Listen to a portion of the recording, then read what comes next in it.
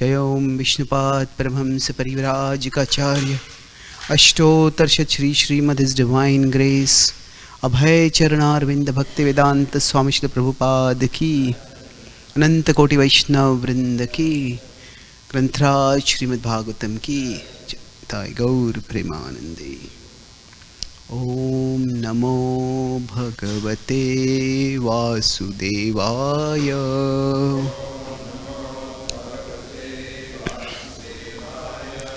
ओम नमो भगवते वासुदेवाय।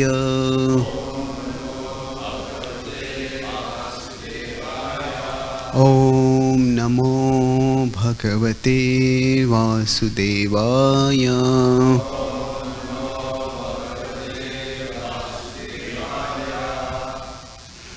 Shrimad Bhagavatam Canto 3 Chapter 13 Text 37.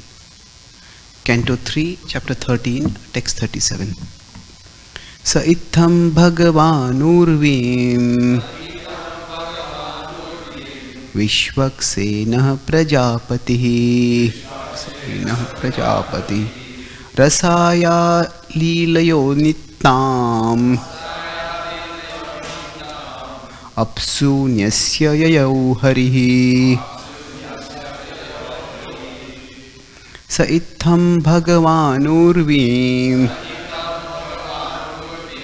Vishwaksenah prajapatihi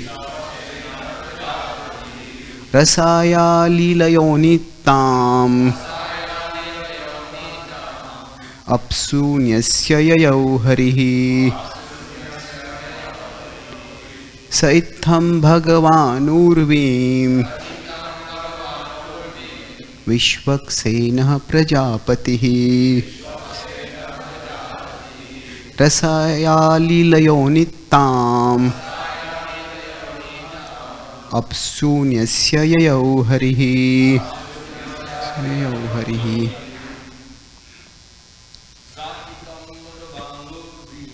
Sa itham bhagavanurvim Vishwaksenah prajapatihi Rasaya lilayonittam Apsunyasya yayau harihi. Sa itham bhagavanurvim Vishwaksenah prajapatihi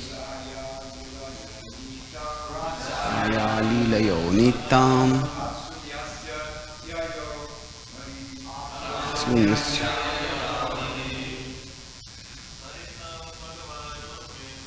itham bhagavanurvim Vishwaksenah prajapatihi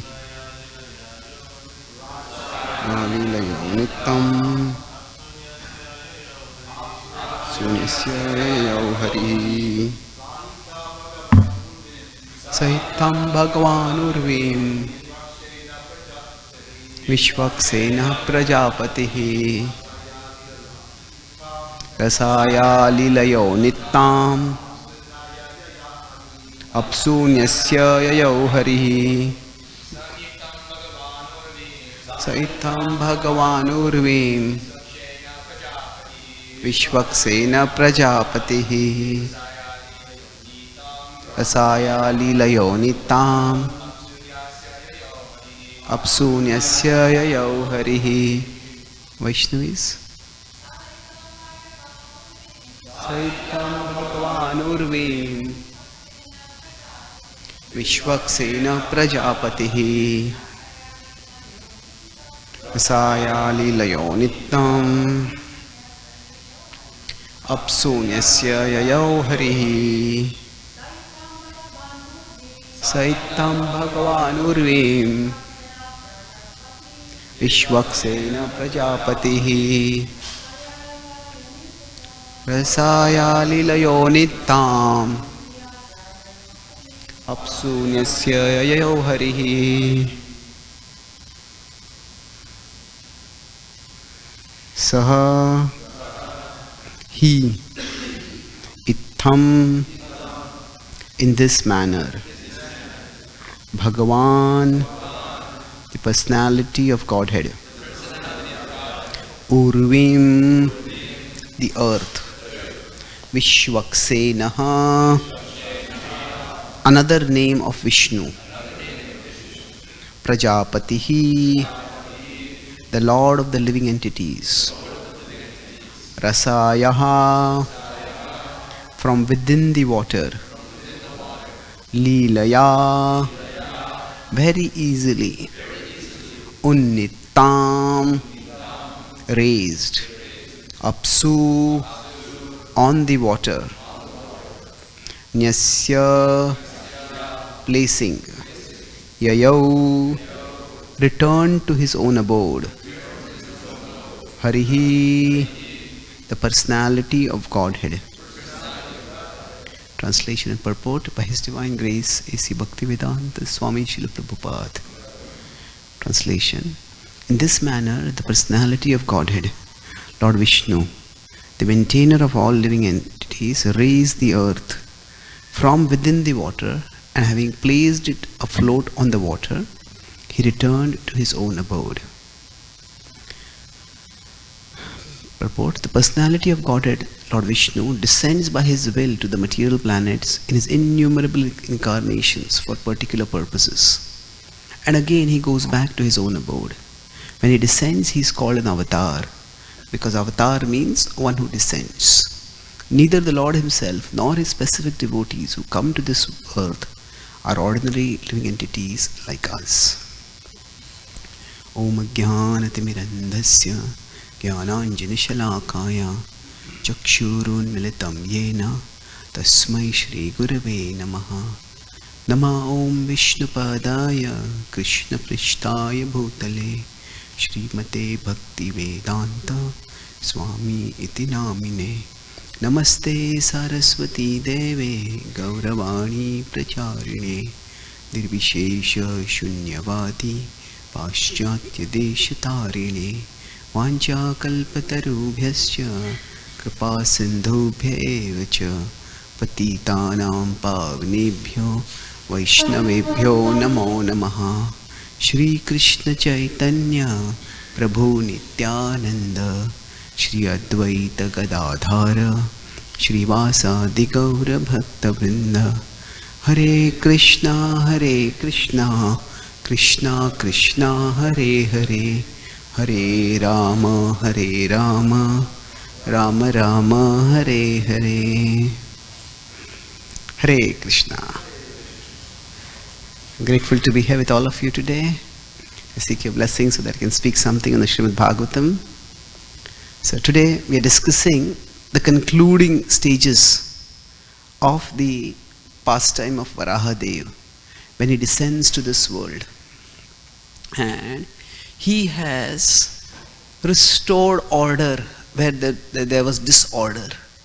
And having completed his mission, now Yayau Harihi, he is returning to his own abode. Now, just a few days ago, I had talked about the concept of avatar. So I posted that talk on my YouTube channel also, and I got a question there. It was from probably a Christian or someone. He said that you say that in our tradition there are many avatars. In fact, the Bhagavatam says that the avatars are as many as the waves in an ocean. Now, Srila Prabhupada here explains each avatar has a specific purpose for its descent. So, when the avatar descends, the Lord, he has a specific purpose. In this case, the specific purpose was the atrocities of Hiranyaksha that had caused the earth to get imbalanced, and he restored the balance. And this is something which the Lord comes again and again. So if you consider the number of avatars, they are as big as the ocean. Sambhavami yuge yuge. So they are innumerable. That is the idea. And they are innumerable. They are, in one sense, unlimited, like the waves in an ocean. And the reason for that is because the Lord's love is unlimited. He has such a unceasing concern for living beings in this world that he descends again and again to restore order.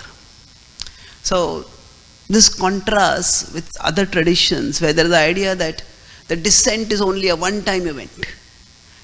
Like in Christianity, Jesus came once and he is the deliverer for all of humanity for all time to come. Now this of course raises complex theological problems, that who delivered before Jesus came? If he is the sole deliverer.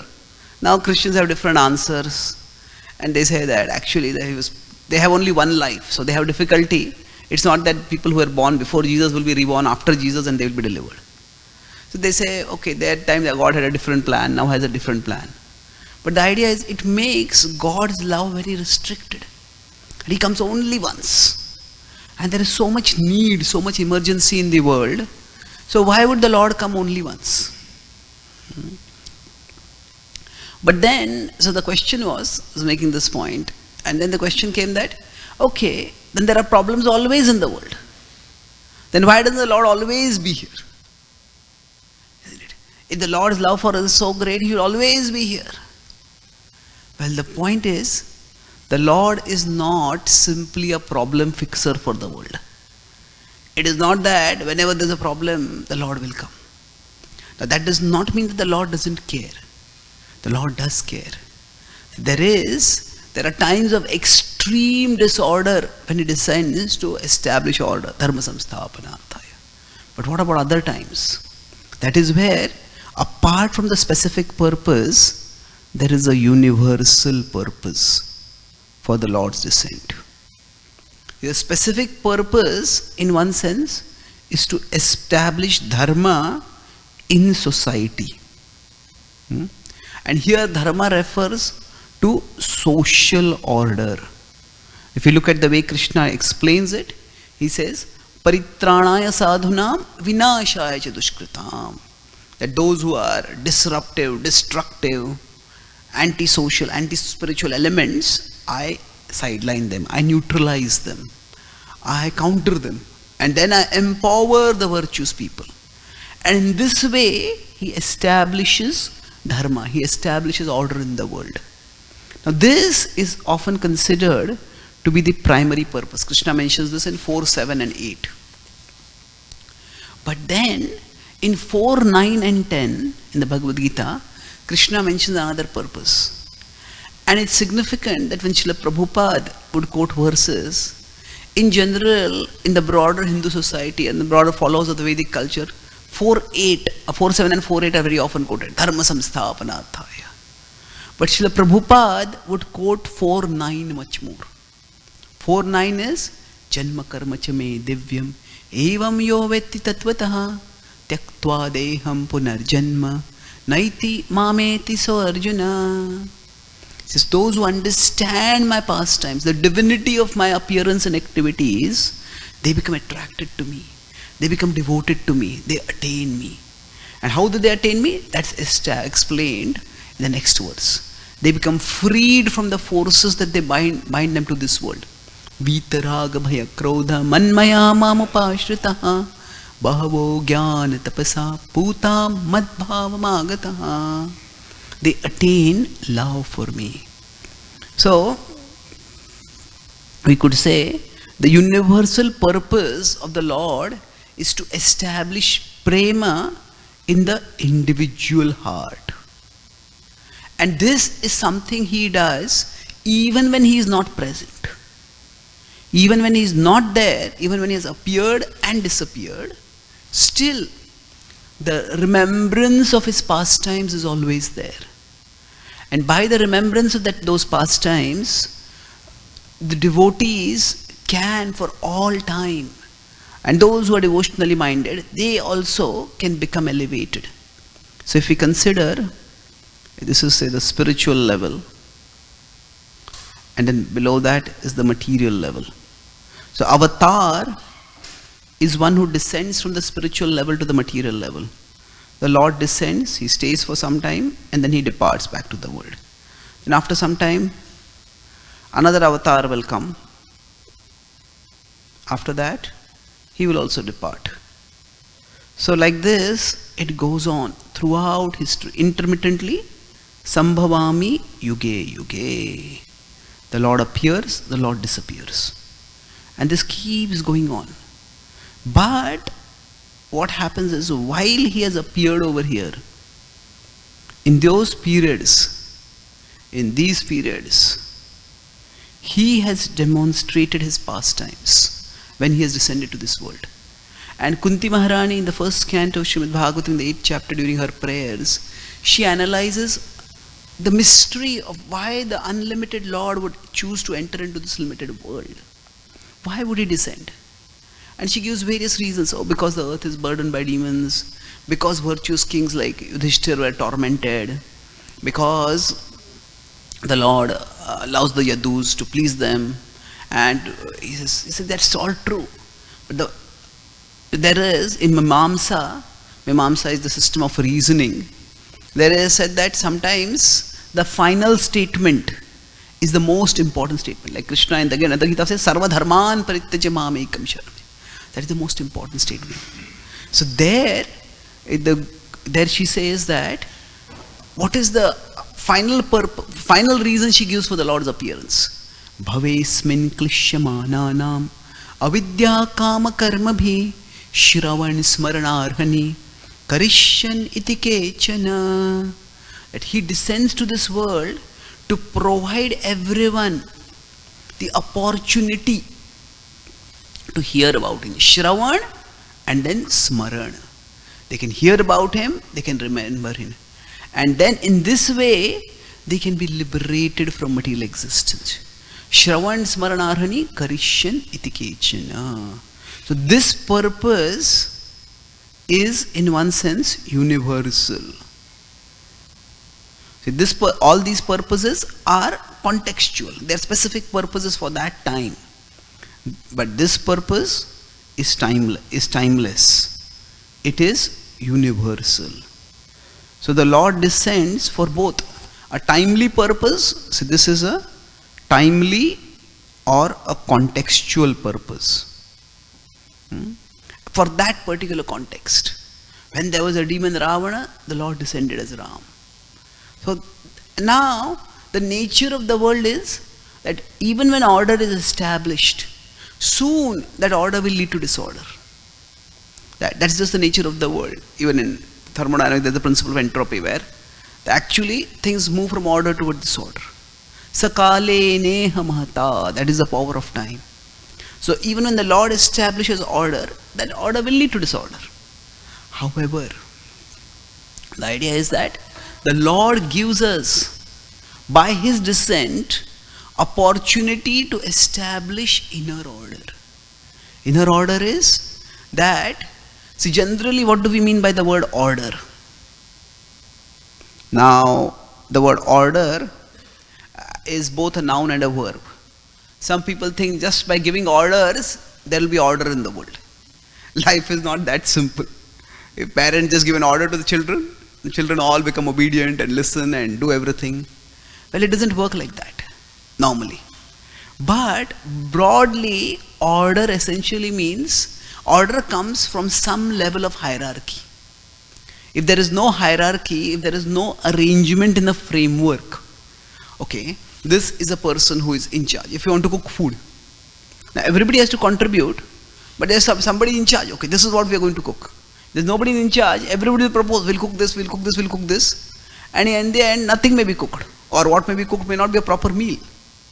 So one of the key principles for order is hierarchy. So what the Lord does is, Prabhupada says, on the first purpose of ISKCON, he says is to correct the imbalance between material and spiritual values. So one way to establish order, hierarchy means that spiritual values, these are more important than material values. Material values are also important. This is greater than sign. They are much more important than spiritual value, material values. So yes, material order is important, but spiritual order is even more important. And that is the timeless purpose of the Lord. And for that purpose, it is not that he is not a person who wants to take all credit for himself. Krishna demonstrates his mood. See, sometimes we use the word mission and mood. We want to understand Prabhupada's mood and mission. Well, yes, we want to understand it. But actually mood and mission are not one thing. Mission can be one, moods can be many. Prabhupada's mission is one. He wanted to establish Krishna consciousness. But his mood can be different. In America it was different, in India it was different. In India people were not so serious for practicing bhakti. Even after he brought Western disciples back to India and exhibited the potency of spiritual culture, then Prabhupada said, okay, they're not becoming devotees, let them also at least become well-wishers, let them become patrons, let them become life members. And Prabhupada encouraged thousands and thousands of people became life members. So if we consider like one journey to rise from, at the bottom is material consciousness and at the top is spiritual consciousness. This is the purpose for which the Lord descends to this world. So when he descends to the world, the mission is one.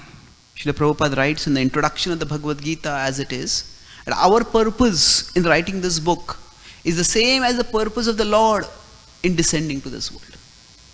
And that is to inspire everyone towards spiritual consciousness. And spiritual consciousness at its highest is Krishna consciousness. So this is the mission. But the mood can be different.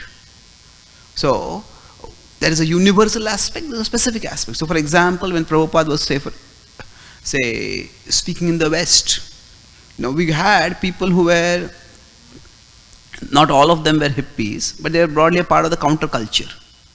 Many of them were highly infected by the modes of passion and ignorance. And from there, Prabhupada elevated them at least to the level of serious sadhakas. Now of course, eventually they became elevated, many of them became completely devoted to the Lord, and by Prabhupada's mercy, many of them have successfully passed the final exam of death.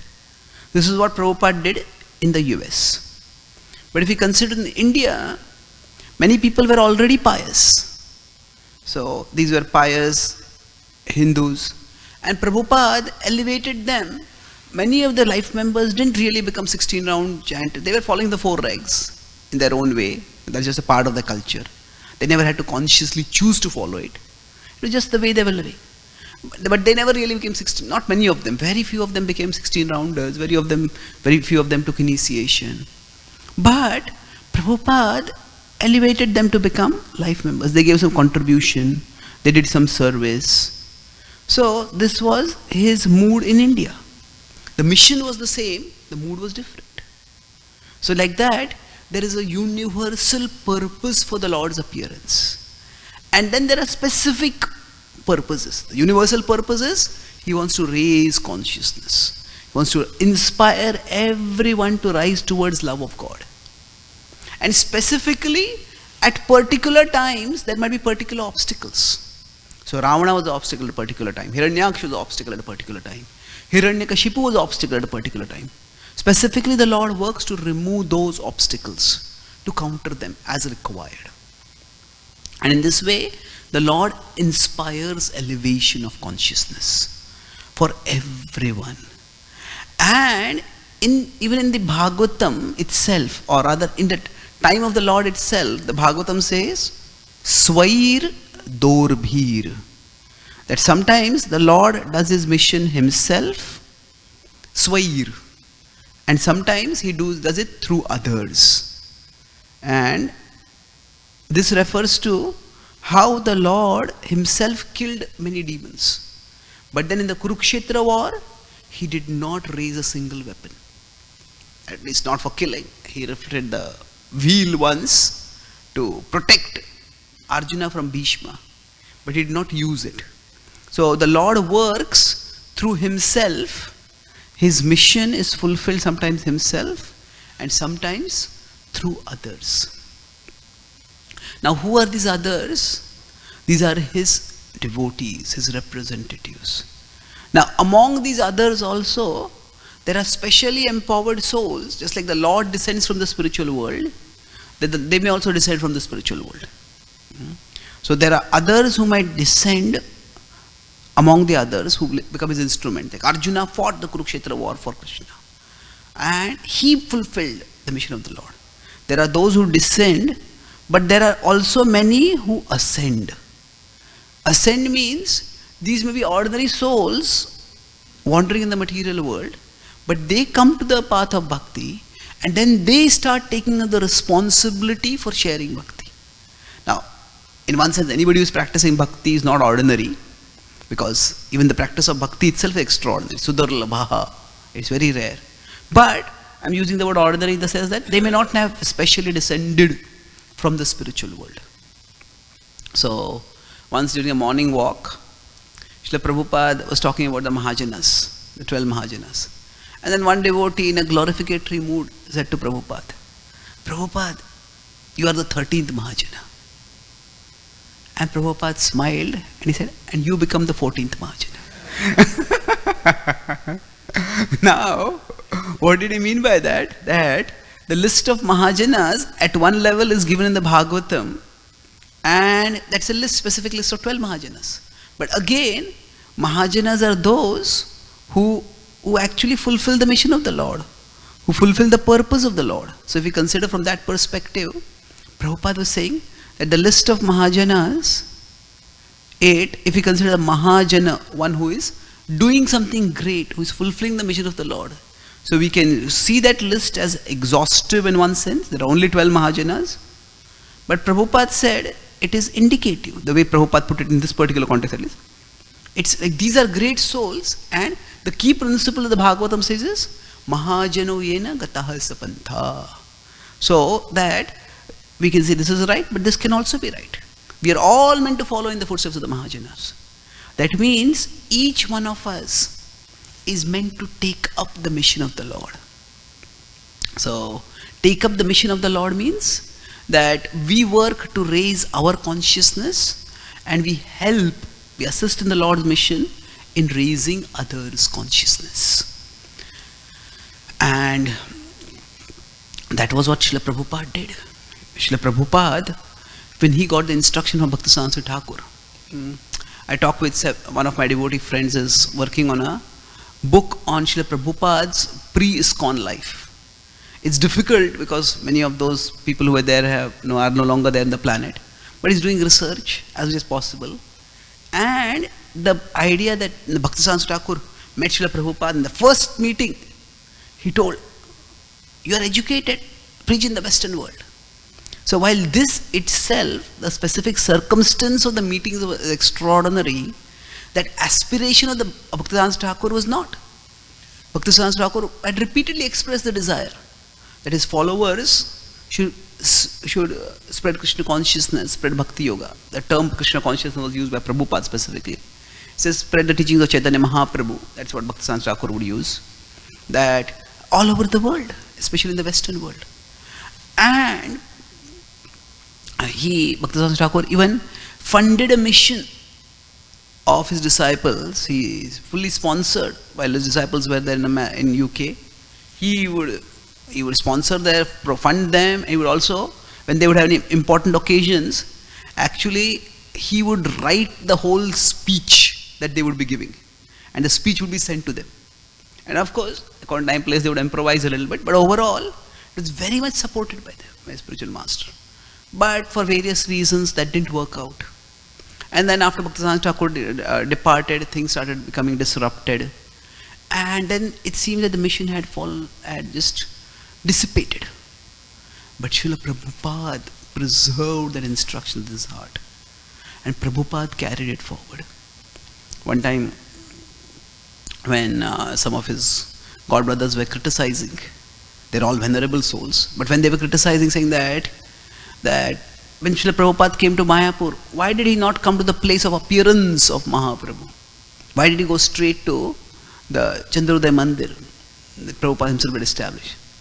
So when Prabhupada heard this, Prabhupada said that, Why Lord Chaitanya appeared is important. Sorry, where Lord Chaitanya appeared is important, but why he appeared is even more important.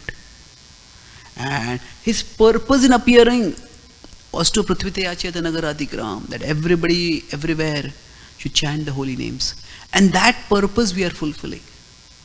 And then Prabhupada said, I have inherited the legacy of my spiritual master. There are sometimes when Prabhupada would become quite assertive in order to protect. It was not out of his ego, but it was out of his desire to protect his disciples from any misunderstanding. So he said that, who has written more books than me? Who has made more disciples than me? Who has established more temples than me? And this could be seen as bragging, but he said, I have inherited the legacy of my spiritual master. So now, if you consider what is the legacy, Srila Prabhupada did not get anything from the Gaudiya mission. Nothing. He did not get one follower, he did not get 1 rupee, he did not get one endorsement. Nothing. Endorsement would cost him nothing, but he got nothing from the Gaudiya Math. But what he meant was that ultimately, if we consider the parampara, what is the legacy that comes down the parampara? The essential legacy that comes down the parampara is the desire to serve the Lord, desire to carry out the mission of the Lord, and that carry out the Lord's mission. That Srila Prabhupada had got. While everybody had got that, but Prabhupada had cherished that, Prabhupada had cultivated that, and Prabhupada had expanded that. When people are materialistic, sometimes if they are craving, somebody's craving for alcohol, somebody's craving for this, even at night they can't sleep because the craving keeps them awake. For Srila Prabhupada, it was not passion that kept him awake, it was compassion that made him wake early in the mornings to write.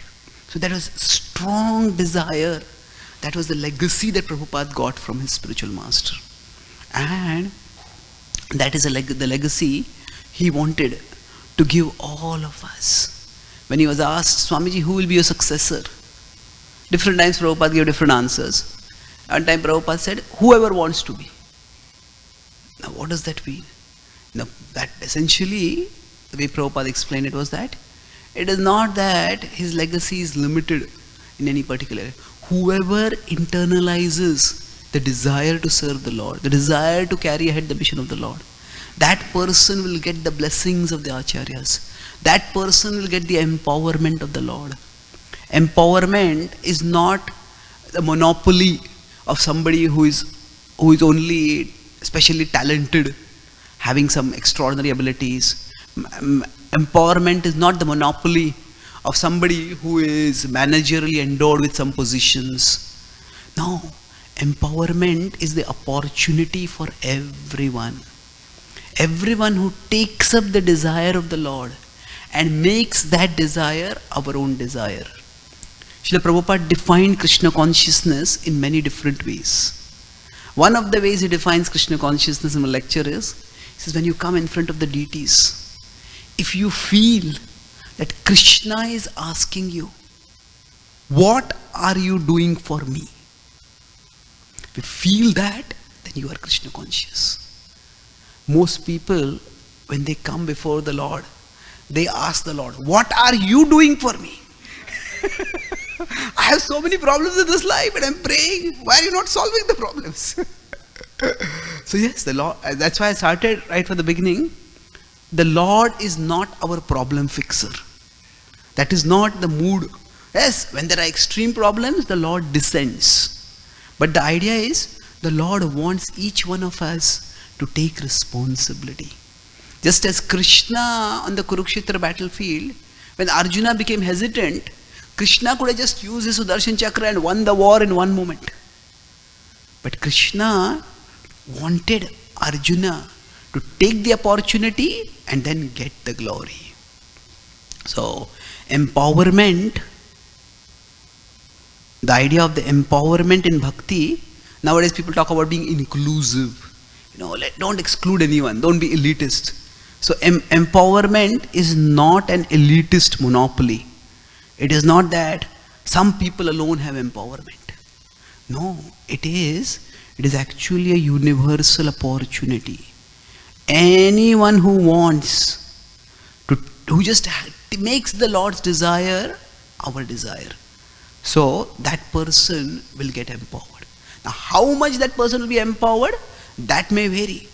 It is not that everyone will be equally empowered, but we all can do much more than what we think we can do if we just take up the service of the Lord. And what does this mean? I'll conclude with this point, that we make the Lord's desire our desire. So empowerment, it comes when, like Prabhupada is saying, Krishna is asking what that Lord's desire becomes our desire. When this happens, there are two things. How do we know that Lord's desire has become our desire? The Lord's desire is that we raise our consciousness, that our human consciousness be raised. So that happens in broadly two ways. Rather, there are two parts of the same thing. So one is we connect ourselves with the Lord. Krishna says, Mam Anusmara. That is where we do our sadhana. That is where we come for Bhagavatam classes. We study Srila Prabhupada's books. We immerse ourselves in Shastra. That is how we connect ourselves with the Lord. And by that we ensure that our consciousness is raised. And the second is contribution. Then after having our consciousness connected with the Lord, then we go out in the world and do various services. Some of the ways we are doing direct devotional service, where we distribute books, where we take care of the deities, we travel and speak. And some of us may have our social responsibilities, our family, our jobs. But even there, we act in a way that we help others in raising their consciousness. So this contribution Krishna talks about in 12.8 as direct. He says, work for me. So not 12.8. He talks about 12.9. He talks about, in 12.10, he talks about two levels. Either you work for me. If you can't work for me directly, you can't fix your mind on me, you work for me. You work for me directly doing seva, or whatever work you need to do, you do that in a mood of seva. And in that way we make a contribution. So parents taking care of their children, raising them to be Krishna conscious, that is also a contribution to the Lord's mission. A devotee working responsibly in their jobs, by which people see, hey, this is a very well put together person. He's responsible, is calm, he's a nice person. Prabhupada said, my followers are perfect gentlemen and ladies. People become attracted and then they ask, what makes you tick? And then when they see that what makes us tick is actually not a trick, it is a time-honored process. It is actually the mercy of the Lord. Then they become attracted. So in this way, connection and contribution. By both of these, we, each one of us, can become empowered by the Lord's mercy. And in that way, the devotees, individual devotees, each one can be a fulfiller in a small way of the purpose of the Lord's descent. And the Lord's love in this way remains in this world even when he is no longer there through his devotees. Sarvataha panipadam tat sarvato akshishiro mukham sarvataha shrutimaloke sarvam avrittitishtate. This verse generally refers to the Paramatma. Everywhere are his hands and legs. Everywhere are his eyes and ears. But Prabhupada in one lecture says, this refers to the devotees.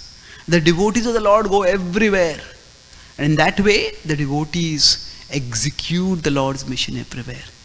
And thus the unlimited love of the Lord is seen through his unlimited descents and also through his unlimited devotees who keep striving to fulfill his mission even in his absence.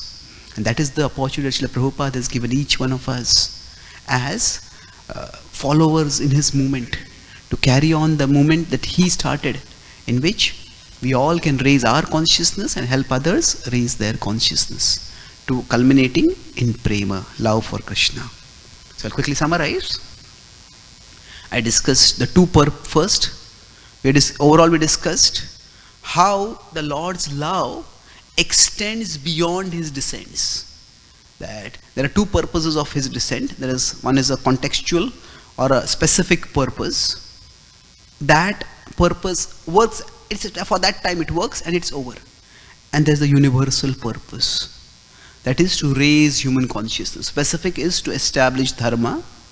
Universal is to inspire prema, to raise human consciousness towards higher consciousness, towards spiritual consciousness. And that connection we discussed, that purpose is fulfilled not just by the Lord, but also by the representatives of the Lord. So this purpose of raising human consciousness to the spiritual level from the material level, that is also by the devotees, and they are always there throughout history. And how is that purpose fulfilled? By the devotees taking up the Lord's desire as their own desire. So the divine desire becomes the human desire. To the extent this happens, to that extent the human being becomes empowered. And by that divine, how do we do that ourselves? This is what Srila Prabhupada did, this is what Srila Prabhupada inspired many devotees to do. And we do that by connection. We do our sadhana to stay connected with Krishna, and then we do our contribution, our service to Krishna. And in this way, we all can elevate our consciousness and help others elevate their consciousness. Thank you very much. Hare Krishna.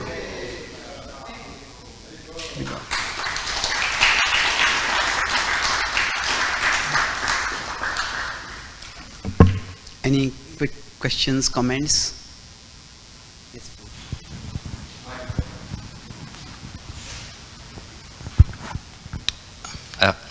Okay, I'll just move here. Hare Krishna Prabhu, it's a nice class. Thank you very much. Yeah, so thank you very much. I just want to make one point, just a comment. In philosophy, there is something called as infinite regression fallacy. Like whenever you're making any philosophical point, it should not have this fallacy of infinite regression. Let's say that everything has a cause. So let's say that everything has a cause, then even God has a cause. That means that there's a fallacy of infinite regression. So similarly, when we're also trying to explain the Lord's activities, it should not have this fallacy of infinite regression. And in this context, I want to read out something which is interesting I found out. This is by a philosopher named as Aquina. And then he says that suppose every finite and contingent being has a cause, and that every cause is also having is finite and contingent being, then that leads to a regression. Yeah. So similarly, unless that cause is having first of all, there must be a cause which is higher, not infinite, then that will not lead to this regression. So similarly, when the Lord is coming also, if that is for a finite cause, then that leads to this regression. Like when Lord Ram appears, when Varaha appears, there should be even a higher cause. Just like we explain the two purposes, there is a specific dharma and then there's a universal prema, which is higher than just Ravana or which is higher than just Hiranyakashipu, then that will not have this fallacy of infinite regression. And that is very much important that when we explain the Lord's activities and causes also, that it should be philosophically sound. Yes, thank you. It's infinite regression is contingent causes means if you have a 100-story building, the 100th story is based on 99th, 98th, 97th. So each level will be based on another level. But ultimately there has to be a ground. You cannot just have a building with unlimited levels and no ground. So like that, now each level is finite. The ground is steady. The ground, that's the earth. So like that, all contingent causes have an ultimate cause, which is non-contingent. They have to have. Thank you. Sometimes this is called as the cosmological argument for the existence of God also. Slight variant, but related. Yes, Prabhu.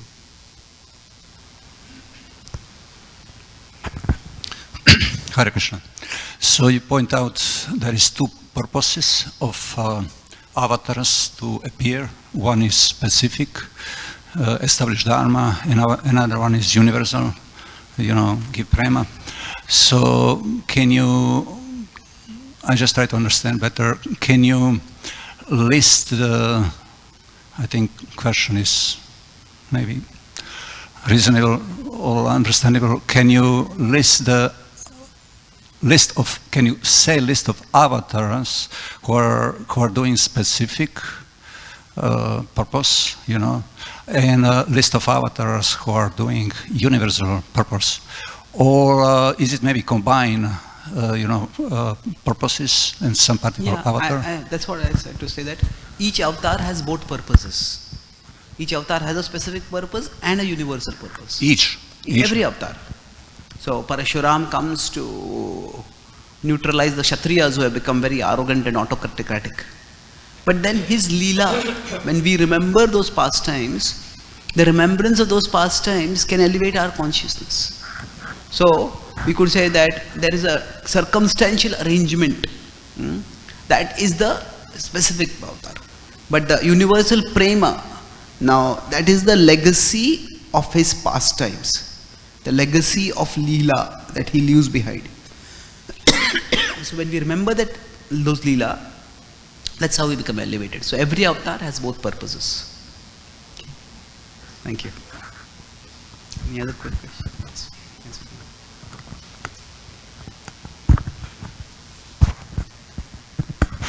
Thank you, Prabhu. So in explaining at the beginning about the descent of the avatars, and understand, so my question will be first analyzing that because of the mercy of Krishna, the avatars come. Because of the mercy of Krishna, the gurus come. Then organizations, of not just us, but different groups have their prophets and avatars. So can we say now the question is that the failure of not achieving this is, my question is not understanding the mission of Krishna and the mission of the founder. Would that be the failure in our part? Not understanding completely what does he really wants? And then we misconstruct, or we... Yes. Can you elaborate more? Yes, if you see, generally, whenever dharma gets lost, sakale neha mahata yogo nashtah parantapa. So that dharma getting lost, it doesn't happen overnight that people are virtuous and next day they are vicious. It happens more that, say, if this is the purpose, there is a misdirection of the purpose. So that misdirection may be gradual, it may be incremental. It is that, say for example, the Vedas are given ultimately for raising human consciousness toward Krishna. Vedaischa sarvair ahmeva vidyo. So we can say the purpose of the Vedas is to take us towards Krishna. That is what Krishna himself says in the Gita, 15:15. But then we have, Krishna talks about people who are the karmakandis. They say kamatmanah swargapara, that the purpose is to attain swarga. And not only that, they say it's not one of the purposes. They say na anyad asti iti vadinaha. There is no other purpose at all. When they start saying that, that is when Krishna condemns them. Avipashchita. They don't understand. They're not discerning. Yes, that's what they talked about. But that's what is talked about in the Vedas. But is that all that is talked about? Is that the highest that is talked about? No. This is where Krishna starts reproaching those who take one part of the Vedic plan and make that into the whole plan. Going to Swarga. Yes, that is also one way people can be elevated. But that's not the primary purpose of Vedas. Similarly, in our movement, Srila Prabhupada had one mission, to raise human consciousness. Now that mission, he tried to fulfill many ways. That was by distributing books, that was by building temples, having beautiful deity worship, that was by establishing farm communities, that was by giving the vision to have Gurukul schools, by trying to establish Varnashram. Now different devotees can take one of these or part of these and work at them. And that's good.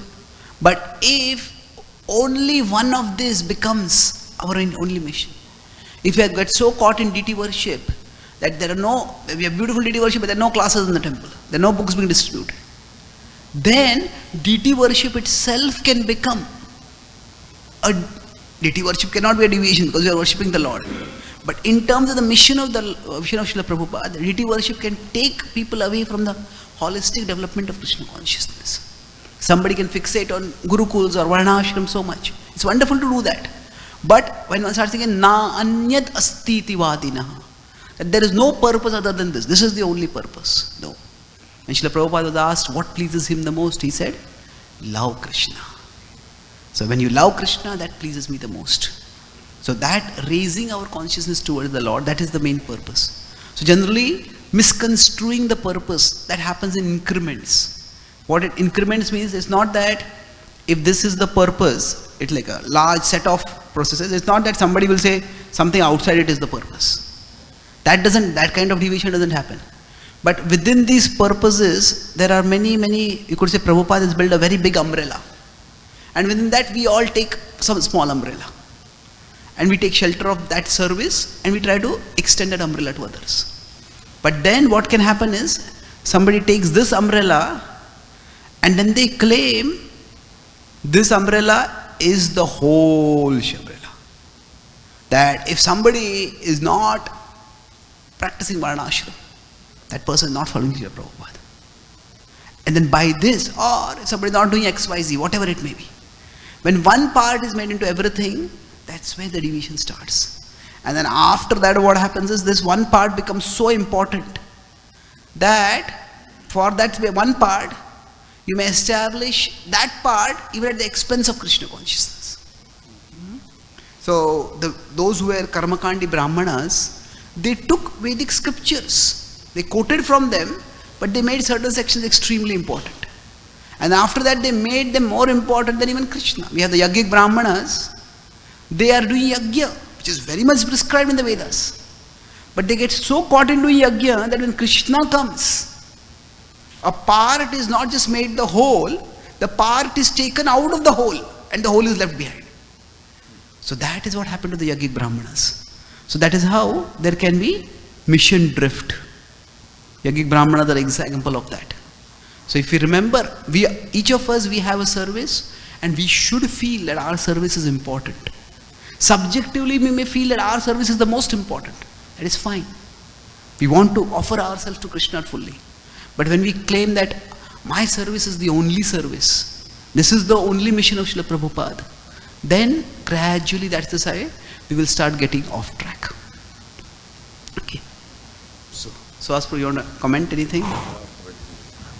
Karma Prabhu, any comments?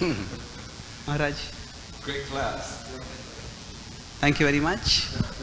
Yeah, please. Yeah.